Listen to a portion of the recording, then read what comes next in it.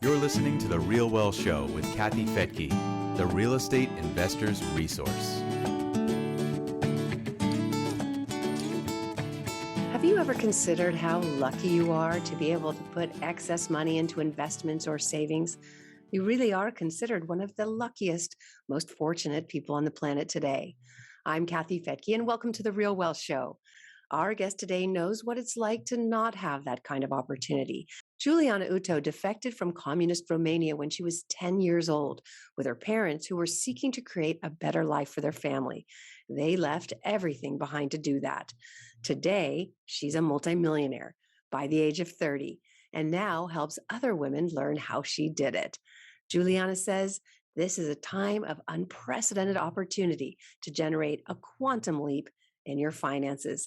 And she's here to talk about how she did that. So Juliana, welcome to the Real Wealth Show. Hi, I'm so happy to be here, Kathy. Thanks for inviting me. Well, your story is so fascinating. You were a refugee when you were young, I think 10 years old. You came to Canada. Tell me a little bit more about that. Yeah, sure. So my parents emigrated or defected, I guess, when I was 10. My sister was 8. We were living at the time in Romania, which is communist. I was communist at the time. This is like back in the late 80s, 89, I think it was. 88, 89 seems to be the date that comes to mind.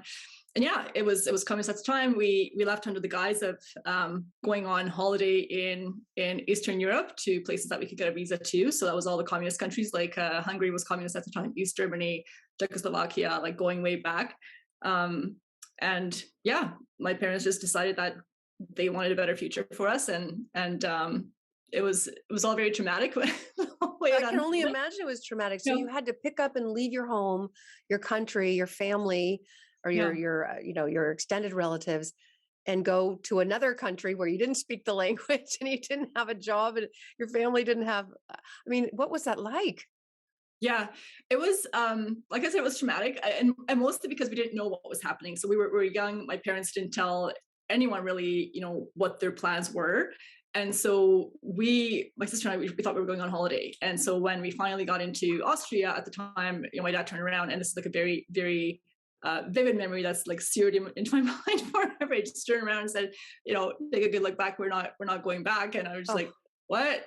And so I knew, leading up to that, just being at the border and all the tension and like trying to get across, and I knew that something was up. I just didn't know what it was. And so then, when he said, I knew. And so then we spent a couple of weeks, I think a week, in a refugee camp in Austria, where it was like a converted prison. We weren't locked up, but we had to stay in this facility for a week until everything kind of got processed. And just like that was a new experience of like being in a big hall with a bunch of people from all around the world that I didn't know. That was traumatic. And then we ended up living in a kind of like a pension in a really small town in Austria for a year until our papers kind of got cleared or went through, and we got accepted into Canada. And in Canada, your family didn't speak English, and we didn't speak English. We didn't speak German when we lived in Austria, and we ended up learning. So I learned a bit of German. We went to school there for the better part of a year. Or just over a year, actually. And then when we came to Canada, we learned to speak English. We all did. Things must have been pretty bad in your hometown for your family to leave. What was it like living in a communist regime? Yeah. So my memory of it is, obviously, I knew some things. There's a lot of things I didn't know because I was 10, and my parents, kept things from us as they should. But the things I remember are, comparing it to life in the Western world, is when you went to a grocery store, there wasn't like an abundance of food. There wasn't like 5 different or 100 different kinds of cheeses. There was like maybe 1 or 2, right? Yeah. There was everything was kind of rationed, so you had to line up to buy bread. My mom was telling me the story of when like toilet paper was rationed. So she actually, when I was a baby, she brought me with her to line up so that she could get, an extra roll of toilet paper for the baby, because it was just like everything was rationed. But then besides that, it was just more, the reason my parents left was we had like a really an upper middle class life, I would say, in Romania, despite that. But the reason my parents left is for us to be able to have a better education and to, to have access to opportunity and jobs, and which we didn't have, being of Hungarian ethnicity, I guess. That's a really interesting point. It's like, that's what we hear here in the Western world, right? That there's more opportunity. So because it was communist, does that just mean that, like, there isn't, like, there's not an entrepreneurial spirit? Are you just given a job? I mean, how does that work? Yeah, well, it certainly wasn't entrepreneurial in the sense that we think of entrepreneurialism here in the Western world. It was entrepreneurial in the sense that, whatever you could negotiate with whoever had stuff, right? So, my parents were sharing that because like they worked kind of like for a tourism organization, so they had access to like coffee, for example, right? So someone knew someone that was expecting a shipment of coffee, and so they were able to like get some coffee under the table, right? So you were entrepreneurial in terms of like getting things done unofficially under the table, so to speak. I remember we lived in a kind of like an apartment type, like a condo type thing, and my mom would send me upstairs to the neighbors because her husband happened to be the butcher to, pick up the meat. And it was like done kind of on the QT, and, don't tell anyone what you're doing. There's always this fear of, coming home or like walking around with something in your bag that you weren't supposed to have in your bag, like meat. Would they check? Or, I'm sorry. Would the police check? Like, it's like what's in your bag, and like, where did you get that from? And so there's always this sense of not knowing who the informants were, so to speak. Who kind of worked for the Communist Party, who didn't work for the Communist Party. Everyone kind of did officially, in a way. So that was, so you don't even know if your own family or your neighbor's going to tell on you. What would happen if you had an extra piece of cheese? Well, I think. I don't think it was that. Then whoever, I would imagine whoever stopped you would be like, where's my piece? Right. More bribes. I'm not sure what would happen, but certainly, and the bigger things were like, being able to travel. We did travel, but it was because we had a very specific visas to specific countries. And so the concern that my parents had, and this really kind of moment of tension when we did decide to like cross over into Austria, which, we had no business in being there, was that we had a stamp in our passport. And so then like going back would have been like potentially, going to jail, I would imagine, for my parents. Goodness. Like you're doing something that you're not supposed to be doing. I haven't told very many. Well, I might have said it on the show before, but when I was 16 years old and my best friend was 15, we went on a European tour with our biology class, and my friend had friends in Germany. So we left the group after we did a month tour and went to spend 2 weeks with her family in Germany. But then we were bored, so we ditched the family, and this was before cell phones, so our family had no idea. We just decided to travel Europe by ourselves at age 16 and 15, and again, before the internet. It would, if they wanted to get in touch with us, they couldn't. But we ended up thinking it was a really cool idea to go to East Berlin. And when we showed up at the train station, there were guards with guns just surrounding it, and we still went in. We were told we wouldn't be able to get back out if we didn't have a chaperone. So the guy next in line let us through, and we went in. But I remember sitting, it was crazy, but we sat at this cafe, and this young girl came over, and we had our US passport sitting on the table. And this young girl just comes up, and she's like, can I touch your passport? And by the way, you shouldn't have it out. You have no idea how valuable that is. Yeah. And so we're like, oh, sure. Yeah. Take a look. And she looked through it, all the stamps and all the places we had gone on a Eurail all over Europe during those 2 weeks. We would be in a different city every day. And she just flipped through it and said, I'll never be able to travel. And it was such a shocking moment. We had to leave to go meet this chaperone who was going to get us back out. But that was, those were interesting times. That was 1980. Yeah. So I kind of have an idea what that world was like back then when the wall was up. But somehow you got out. Your parents had the foresight. It was a huge risk. You grew up in poverty, I'm assuming. Well, I wouldn't say that we were poor. well, we definitely were not poor. So I mean, my parents had good jobs and great careers, and they had like upper middle management jobs, I would say, and like where they worked. My mom was an accountant, and my dad kind of was the GM for like a tourism type company. So they had good jobs, and we were well off, but you couldn't really be like well off unless you were, I would say, like probably closer to the politicians or closer to the Communist Party, similar to, I mean, this is, from the outside looking in, similar to the things that were happening in Russia with Putin and like the oligarchs, and maybe different degrees, right? But when we certainly weren't poor, but even if you had money, you couldn't buy things, so that was the thing. It's like it just wasn't available to anyone. It was rationed to everyone. But we had a nice home, and we had nice clothes, and we had a car, which like most people didn't have a car. Interesting. Okay. So there's still levels. There's still levels. Yes, there's still levels. Okay. Got it. Still levels, but it's a function of like how entrepreneurial you are and how you kind of set yourself up. And I think it's like you needed to know someone that knew someone. Mm-hmm. And that's not a good life necessarily. Right? Isn't that fascinating? Ahead of out of your own ambition, you have to have other people kind of open doors for you, and then you have to be beholden to them, and then right, the underground. So I remember when I was in East Berlin, I could have sold my jeans for $100, which was a lot of money back then, but they didn't have jeans. Yeah, exactly. Yeah. So but I had to wear them. They just didn't have access to it. Okay. So you and your family ended up in Canada, didn't speak the language, totally different world. And yet here you are, a wealth advice. I mean, you're coaching people on how to create wealth. You have become a millionaire by the age of 30, I think you said. Yeah. How? If you moved to Canada at age 10, in 20 years, you became a millionaire, maybe sooner. How did you do that? Yes. So I've always been, I mean, when my parents came here, obviously, like we didn't speak English. My sister and I spoke a little bit of English because we learned a little bit in Austria. So that was like most Europeans speak a second, or if not third, fourth, fifth language. Yes. And so that was, a thing that we learned. We picked up some of it, but we still went to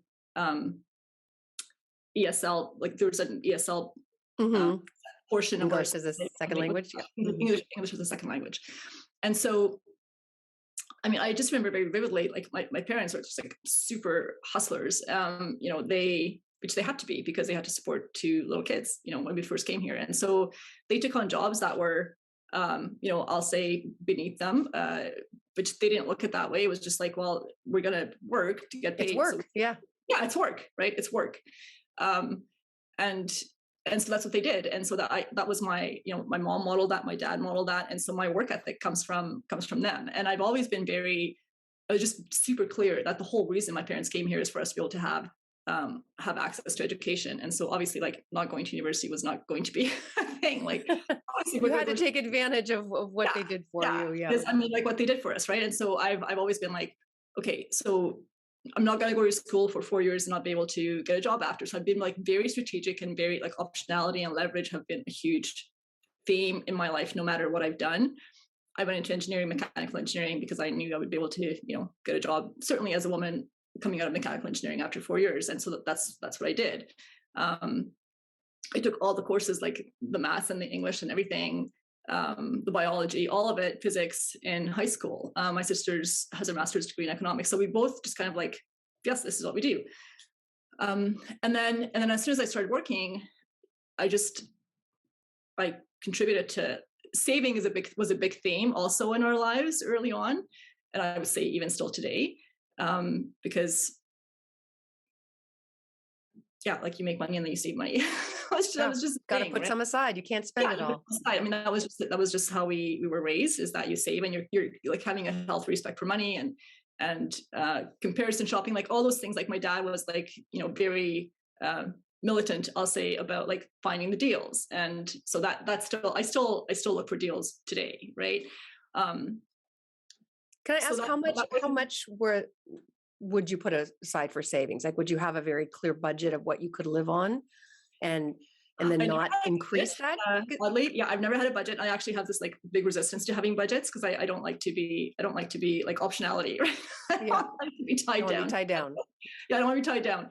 But I've always just been like, once I start working, there's, I think the equivalent in the US is like 401ks and IRAs. And so there's matching programs for when you're working. And to me, it's like free money. Like obviously you would, if there's a matching program where your company contributes 3% and you contribute 3%, you would do that. It's free money. Right? Yeah. Why would you not do that? Why would you not do that? And so I've always maxed those out. Yeah, I would always max those out. And then, I mean, the power of compounding is like very real. I think most people don't really appreciate how powerful compounding is. And if you start at an early age, you can actually really amass significant wealth by the time you're, in your 30s, 40s, 50s and beyond. So I started early. I would max out all those kind of employee matching programs. I did have a goal of like saving for sure 10% of my salary, every pay period. I had a goal of paying off my house by the time I was 30. I did that when I was 31. I abhor debt. Like I don't have debt, and I'm very conscious that there's good debt and bad debt. I just don't like to have it. Again, like optionality, right? Mm-hmm. And so I've never bought things that I couldn't afford. Mm-hmm. I never did the layaway plan for a couch or like whatever. Like I just didn't do that. Just save the money and buy it when you're ready. Yeah. Mm-hmm. Even like my car, I paid for my car. Like here's the money and I'll take my car. I wonder if that's a European thing because I'm sure Europeans use debt too, but I remember when I was an exchange student in Switzerland, my Swiss mother said, you Americans, you buy the car and then you pay for it later and you pay for it. It's so much more expensive because you're paying all that interest. If you just flipped it and made those payments before you bought it, basically saving, then you pay cash, you get a better deal and you're not paying all the interest. So it's like, it just makes sense, right? It's kind of like a no-brainer. Certainly, and I always done the math, like the optionality, I would say like that way of thinking of like, what's the optimal answer here has been even in, if your mortgage rate is 2% and you can invest that money and, earn 7 or 8, 10, 15% return on your investment, no brainer to do that. Right. So I would always do the math in my head of like, what made me the most money. Mm-hmm. 2% interest rate on a home makes sense. A 25% interest rate on a credit card, so you can go have something you can afford. Yeah. No. Yes. So I've always paid off. Like I've paid off all my credit cards. I do all those things, right? Because it's just like, why would I give my hard-earned money to the credit card company? No. Yeah. I'll keep it myself. So that I would say that came a large part from my parents as well, just like having this healthy respect for money, I would say. And then I would play these games with myself of how soon can I pay off my house, or how soon can I have $1 million, or how soon can I have like 2 million or 3 million or whatever the number is, right? So I made it a game to play. The game. Okay. Well, I'm curious now that you have come to Canada, to the West, and you've figured out. It's always amazing to me when people come here and see the opportunity, when people born either in the US or, in a first world country, maybe don't see the opportunity because they're surrounded by it. Yeah. How do you think your kids are going to do? Do you think they'll be as motivated as you've been? Are you going to be teaching the same things your parents taught you? Yeah. A really good question. I mean, obviously, even though we're well off, comparatively speaking, I mean, there's always going to be people that are like way, way better off. And I know I don't compare myself to like the Bezos and the Elon Musk of the world. But I don't live a life of excess, which is why I have excess, if that makes sense. Right. Say that again. You don't live a life of excess, which is why you have excess? Excess. Yeah. Yeah. Tell me more. What do you mean by that? Well, what I mean by that is that even though I could go and buy a Lamborghini as an example, right? Or whatever, fancy car, I don't. I drive a Q5, which is, not a fancy car. It's not a $300,000 car. It's fine. It gets you where you need to go. It gets me where I need to go. I think one of the really big things around like money has so much energy attached to it. And I think where a lot of people kind of go off course is people tend to use money and buying things as a way to feel better about themselves, as a way to, feel like they belong, or a way to express themselves. And I've never really done that with money. Like, it doesn't, I've never had this need to like keep up with the Joneses, or to show off what I have. And so I think when you have like a healthy sense of confidence and sense of like who you are, and sense of worth as a person, you don't need to spend a bunch of money to make yourself feel better about yourself, which I think what a lot of people spend money on. I don't have a need to compete with my neighbor. We live in a part of the city that's not like the high end part of the city. It's a beautiful home, and it's comfortable, and it works for us, right? And it's paid for. So we don't, and it's great. And then, I mean, in terms of my kids, again, like I don't try and reinforce this consumer culture. I rarely bring them. I mean, I don't go to the mall, that often anyway, because I have two little kids and just a busy life. But I don't bring them with me to go shopping. I don't bring them with me to the mall every weekend. We don't do those things. We do experiences, and I try and have healthy conversations about money. And I certainly don't say, well, we can't afford that. Like, those things never cross my mouth. I just, Yeah. In our last discussion, you had mentioned that in some ways, your life in Romania, right? Romania? Yeah. In some ways, your life in Romania was healthier because the times that you spent together as a family were really meaningful. Whereas in the West, in the West, everyone's so busy. And have you been able to well, first of all, tell me more about that. And have you been able to preserve that? Yes. Yeah. So what I meant when I said that is that even though we grew up in this kind of very limited environment, from an economic perspective and from an opportunities perspective, we had so many riches in terms of just being really close to family, right? Our family was close. I remember very clearly my parents always socialized with, my extended family. There was always like good food, even though, I mean, people just managed to get by, right? We didn't waste things. There was celebration, that we celebrated all the holidays, we celebrated birthdays. There's lots of community. It was like very, very rich community. And then when we came here, I think also partly because our family got left behind, I'm just super close with my parents. And so we maintain that to this day, where, I'm super close with them. They come visit every second weekend. We celebrate holidays together. I think there's like one holiday where I was in Patagonia that I missed Christmas with my parents, right? So we just make a point of like being together. It's not the same still because we don't have that extended family, right? I do feel like, we just live in such a busy world that it's so easy to get distracted by all the things, when really it's being close to family and friends and spending time together that like provides the biggest riches, right? Like, I don't think that you need to be a millionaire to have a rich life. Oh, I love that. That's beautiful. Thank you so much for sharing that. Yeah. And I know that will give our audience great benefit, that the things that bring you the greatest joy and the real wealth are free. That stuff's free. Yes. But they're also going to want to know what you invested in that you could have so much free time. So what are the specific investments that you've made that have worked? Yeah, sure. So I started off investing in the stock market, and that's mostly where the bulk of my net worth is still to this day. And then as I started to build more and more wealth, I started to branch out into, obviously diversification and portfolio construction are really important concepts in wealth building. And the more money you have at risk, the more you want to be diversified in terms of where you're invested at. So for me, it's investing in stocks, it's investing in real estate, which is primarily my primary home. It's investing in startups. So I have a huge passion for supporting and investing in startups. I'm a pre-material angel investor in various startups, invest in private equity.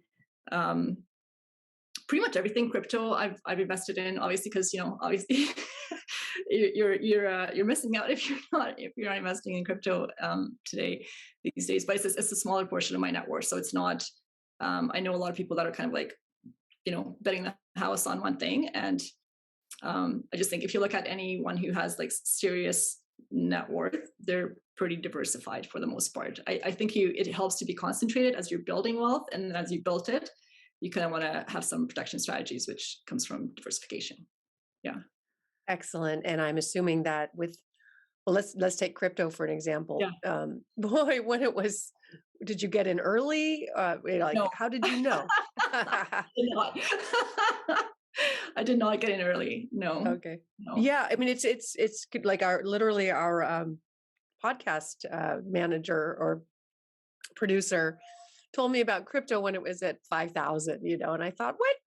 Why would anyone buy that? And she Yeah, she gave me all these reasons, but we still didn't do it.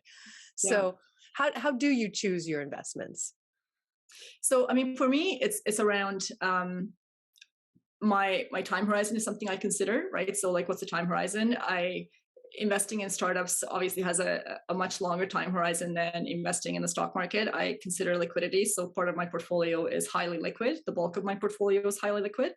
And then there's a smaller portion that's illiquid, which means I can't cash it out, right? So that's in there for the long term. I do take a longer term investment time horizon. So, that's like, I measure it in the decades, not in the quarters or the months. And then it's partly on, where do I think the upside is for that particular opportunity? And then partly, as I'm starting to invest more and more in startups, it's also looking at, who am I supporting? Do I believe in the thesis of like where this company is going? Do I believe in the value it's adding to the world? So it's a little bit more, with a little bit more kind of consciousness around like, what am I investing my money in, and what kind of world is that building?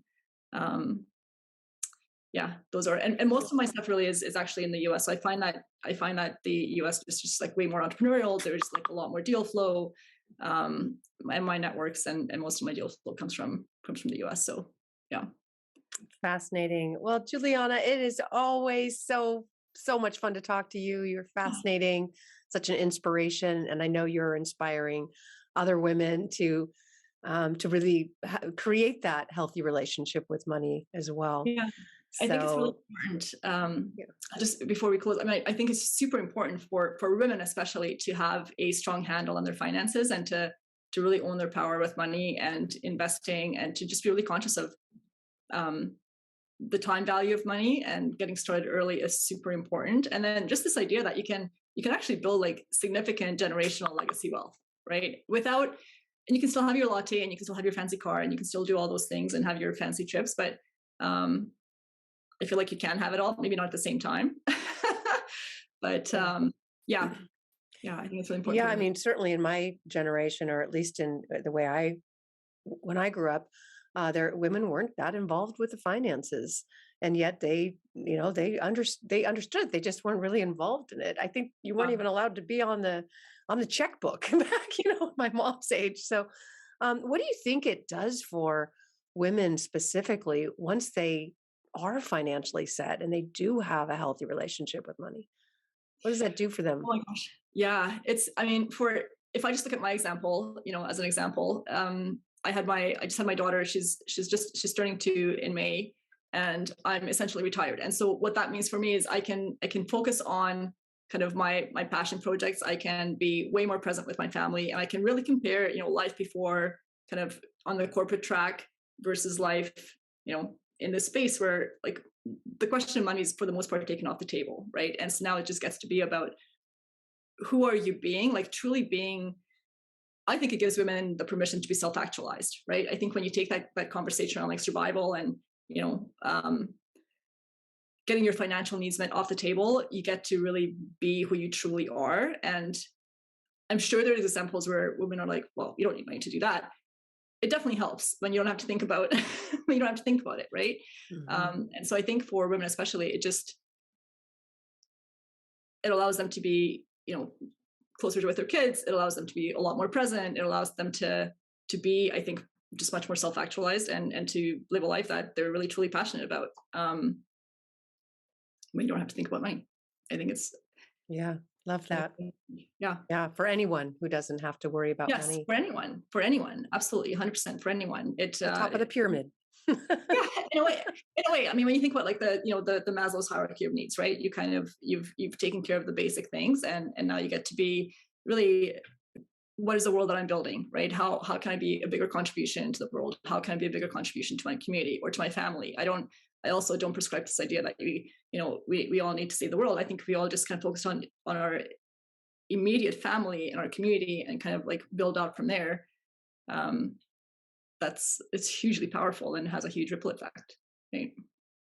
Beautiful. We will end on that. I love it. And we will make sure that in the show notes, people know how to get a hold of you who want to be a part of your programs and your influence, your support of women becoming self-actualized, becoming Awesome. job optional. Yeah. All right. Juliana, thank you so much for being here on The Real Wealth Show. Thank you. And thank you for joining me here on The Real Wealth Show.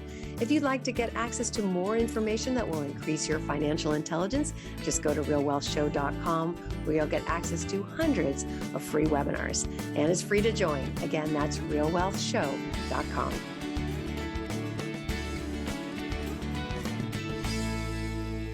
The views and opinions expressed in this podcast are provided for informational purposes only and should not be construed as an offer to buy or sell any securities or to make or consider any investment or course of action.